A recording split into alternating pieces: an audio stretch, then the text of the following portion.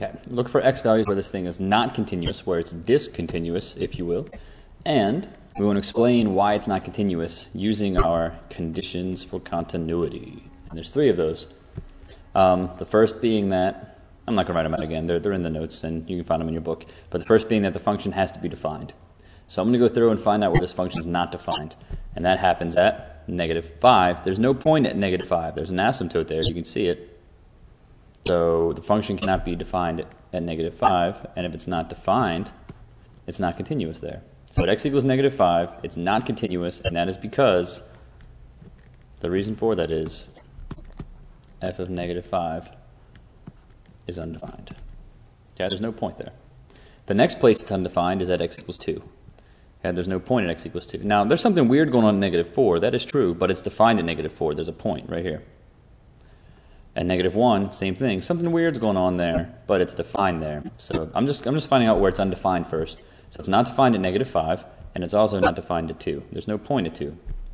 So it's also not continuous at x equals 2 because f of 2 is undefined.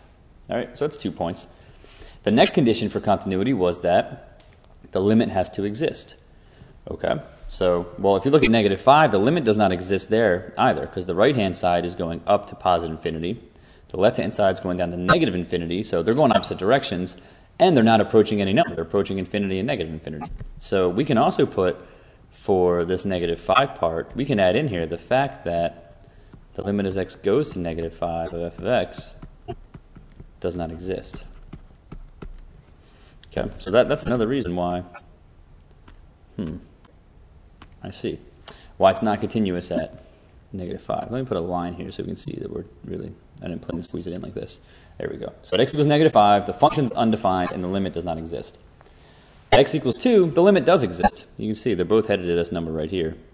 It's just not defined there. So x equals 2 is because it's not defined. Other points where the function, or where the limit does not exist, is at -1, because the left-hand side is headed towards 4, and the right-hand side is headed towards 2. So, at x equals -1, it's not continuous, because the limit as x goes to -1 of f of x does not exist. And if you're asked to explain why a limit doesn't exist, well then you would just say the left-hand limit doesn't equal the right-hand limit. So that's in another worksheet as well. You can check that out. But it doesnit exist because the left-hand limit does not equal the right-hand limit. Okay. And then our third condition for continuity is that it has to be defined, the limit has to exist, and the third condition is 2 things have to be equal. And you can see at -4, that's not happening.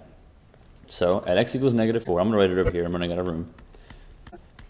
But as x equals -4, the limit exists, the limit of both sides are approaching this hole, which is 1. But the function at -4 equals 2. So at x equals -4, it's not continuous because the limit as x goes to -4 of f of x equals 1, and that is not the same thing as f of -4, which is 2. So let's try to do that there. So we have 4 points where it's not continuous. At -5, that happens because the function's undefined and the limit doesn't exist. There's 2 reasons why it's not continuous there. At -4, it's not continuous because the limit does not equal the function. At -1, it's not continuous because the limit doesn't exist. And at at x equals 2, it's not continuous because the function's undefined.